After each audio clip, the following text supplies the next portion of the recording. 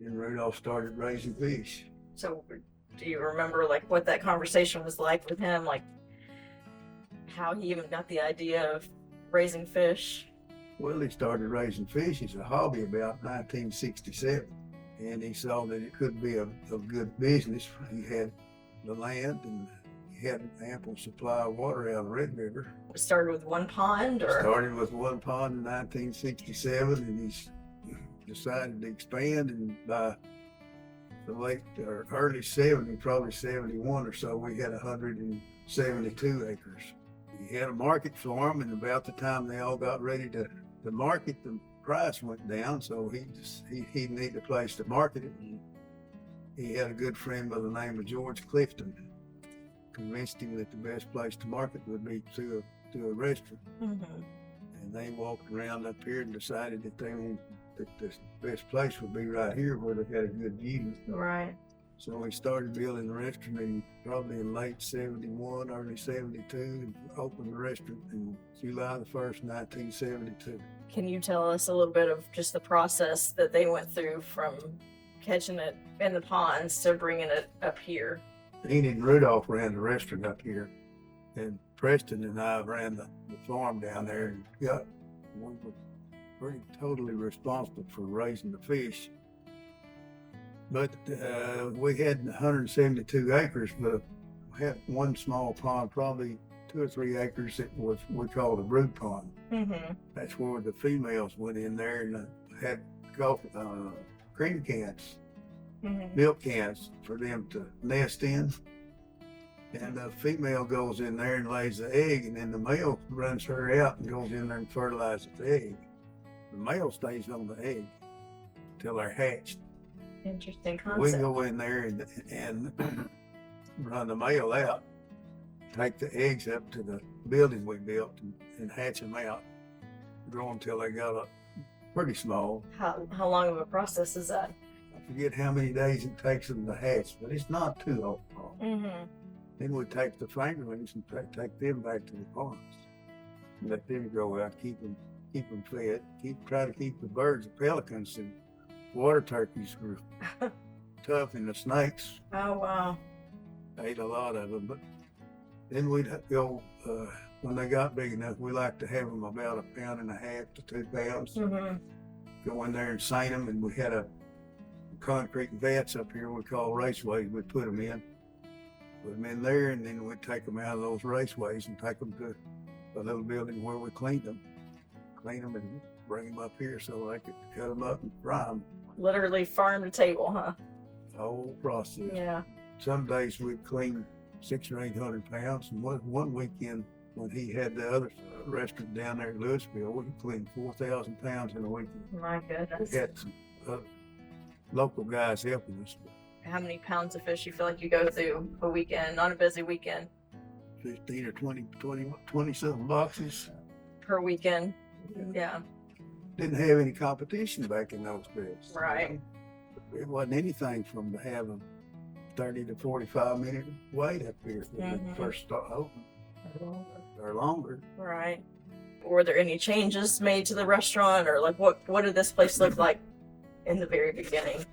Where we're sitting was a porch, and the dining room was basically the whole restaurant. And there was so much business early on because there wasn't any competition. Right. Did they have to advertise at all, or how did they do advertising? I don't recall them advertising, just word of mouth, I think, from Yeah. Rudolph and Right. on people. Right. But it started out just this room here, and this porch was open, so you came in this door to get to the dining room. The dining room. Yeah. So, and business was booming so good, that's when they extended the back room and extended Do you the remember kitchen. what year that was? When they It's probably maybe I'm going to say probably built on that back 40 back there, probably 73 or 4.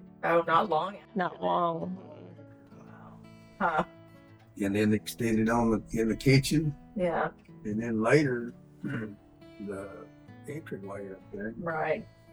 Was the airstrip, was that always part of his plan, or was that an afterthought, or how did that That was an afterthought. even come I into? don't remember exactly, but he started flying, got a plane, got a helicopter to spray the pecans with. He thought he could bring more customers in with a airstrip. Yeah. And you feel like that was the hook for a lot of people just because it was different and yeah. What's the most amount of planes that you guys have seen land out there? Well, about 60. Oh wow. Double. It was kind of like a club, like a car club, except for the airplane club. Yeah. Before he had the runway, he had a guy from Oklahoma City that wanted to know if he had an airstrip, and he said no. And he said, "Well, I was wanting to fly down and eat your restaurant." He said, "Well," he said, "There's an empty pasture up here." He said, "I can, tell you how to get here and where it's at and everything." So that's why I think Rudolph got the idea of. Yeah. So he landed up there. Wow. Where there's houses now, but whether that was challenges you guys faced or Dee Dee and Papa, what do you feel like were some big challenges that y'all dealt with just with the restaurant alone? The biggest challenge Rudolph had was 1983. It flooded every fish he had down the river. He decided to start rebuilding because he didn't think there'd be another flood in his lifetime. Started rebuilding, had opened a few ponds, or just probably only a pond or two, and it flooded again. And that time it put so much sand in the ponds, there wouldn't be enough water depth to raise a fish. So he decided. What was the years between 83 and? Yeah, probably 83, 85. 87, something. Wow. Then he decided then to get it from, what's it, Mississippi? Yeah, but he had to, after the first time, he had to start buying it from somewhere. Oh, just to keep the stock. So he just had to continue buying it. And is that the same resource you guys use now? Yeah. So at what point did you guys have a hand in actually working in the restaurant? How does that line up with the timeline? As far as like actually working, I knew you worked at waitress. I started waitressing probably 72 or 3. I know Angela was. Oh, so soon after they opened. Soon after, I just kind of pitched in and helped a little bit here and there, not all the time. Yeah. You had no idea you'd end up owning it and running it. I had no idea. I didn't know nothing about it. Yeah. What kind of conversation was that like? And that segue of just helping out versus you taking it over? I think it was on a Saturday, and he called me up front, and he said, "What do you think about taking over?" I thought. I said, "I don't know anything about it." He said, "You'd learn it real quick." I said, "I can try," but was that I said, easy? "Let me talk to him, and you'll see what he thinks." And then he said, "Well, I can't quit my job." And I said, "Well, I don't want you to quit your job." So I more or less kind of picked it up. And was that an easy decision for you to say yes to that, or? yeah, because I felt like I needed to keep my mind busy at the time because I'd gone through breast cancer, and instead of thinking about myself, I wanted to stay busy. So that's what I did. So I've had it nearly 26 years. How long did it take you to feel like it was your own? Probably close to a year. I was still kind of nervous about it, but I felt like I was relaxing enough that I could say what I wanted to say to them. And to your employees, you mean? Yes, yeah, to the employees. What do you feel like your biggest hope was for the restaurant when you opened it? Is that just a day by day thing for you, or do you have? It was Yeah. because I didn't think I'd stick with it. Yeah. Because I just thought I was helping somebody out to like Right. that. Well, I think they were in the process of wanting to sell it.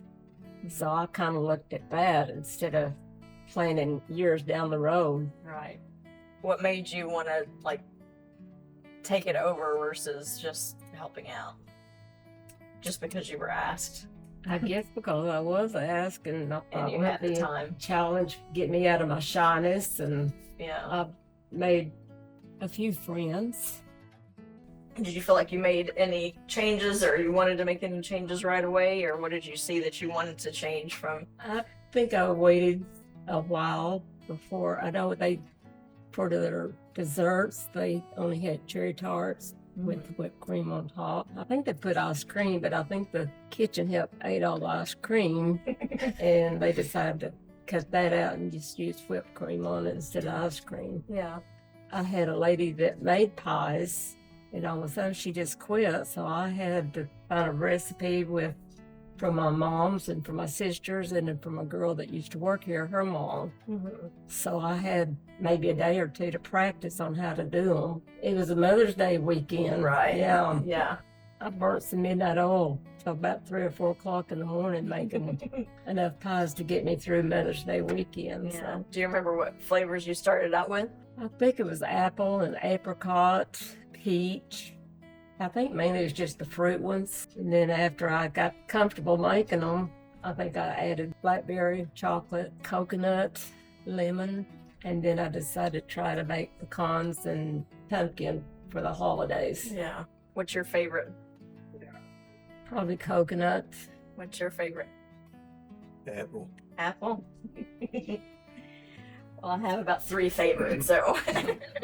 Yeah, I had one guy about a month ago that when he come in to eat, he said, I need to order some pies. So he gave me a list. It was like 5 or 6 of them. And before it was over with, he ordered 36, I think it was 36 pies to go. So you've mastered the art of fried pies then? So I started right then, so they'd be done by the time he got through eating. Right. Was there anything else that you decided to change on the menu? You know, I think I started adding the grilled catfish, Uh-huh. blackened and Cajun and just regular mild Yeah. flavor. What prompted that? Was it just wanting to extend the menu? I or? think I had some people to ask for grilled fish, and at the time I didn't have it. So I thought about it and started doing that. And then I added shrimp, chicken strips, ribeye steaks, and T-bone steaks. I added those. Anything that came from your recipes or family recipes from you outside of the pies? I mean, I picked up some from my sister and then some from the employee's mom, and On the pies. yeah, all my Yeah. fried pies. But the recipes on the hush puppies and everything are still the same as it was? At the time, I don't think sugar was added to, or we added more maybe. I have customers that, I mean, we always put onions in it, but they think there's not enough. But I had one the other day, they said they wanted onions in it, so I made sure onions was sticking out so they could get So I them. could see it. Is it the hush puppy mix that is Papa's mom's recipe? Is that right? It's been a family business from day one. He had his youngest brother, David, and his mother worked in the kitchen. And his mother developed the hush puppy mix, and David developed the slaw mix. And I think one of his other brothers, Jack, worked back there for a while, and Preston worked some back there. So Yeah. it's been a family deal since day one. And you still have family that has carried on that tradition of working here? Kids and grandkids, all 3 of our daughters have worked here, waiting tables. And Yeah. I don't know how many of the grandkids work washing dishes and whatever it takes. And the front too. In the front. Yeah. You feel like that most of your customers are local, or where do you feel like your general customer I think is? they're mainly from Oklahoma City and Dallas, Denton, Louisville. Yeah. There's some local, but it wouldn't be enough to keep it open if we depended on local people. Right. What do you feel like you love most about those customers that do come all the time? Your loyal customers. What are your favorites? Because they cut up with me. And I've got one couple that comes and brings me flowers once a year sometimes. A couple or a young man? So he's older than I am. Okay. Not only flowers, but roses. Oh, okay. Coming from the heart then. What do you hope that the community, even those that travel far and wide, I hope that they remember about McGehee's? Good food, relaxed atmosphere, and friendly people. I think too, they like people that come here, they like to get away from the big cities, Yeah. away from their phones and Yeah. whiteness. Yeah. What does retirement look like to you guys? And she gets tired of it. What does that look like for you? How long do you hope I'm to? hoping it's several years down the road. You're not ready. I'm not ready. Yeah. What about you? Are you ready for her? That's up to her. No, are you ready? Am I ready? Yeah. I wish she'd take more time off, but I don't think she's ready for retirement. No, Right. I don't want her to sit around and do nothing. Yeah. It's hard to take time off when you can't find somebody that you can trust and depend on. Right. What do you feel running the restaurant, having the restaurant has taught you just about family? I mean, our family, their family in general. You know, you gotta depend on family. Yeah. You have to depend on them. You try to teach them dependability and hard work. Family is not a very good word, but that's what it means. Yeah. You gotta stick together.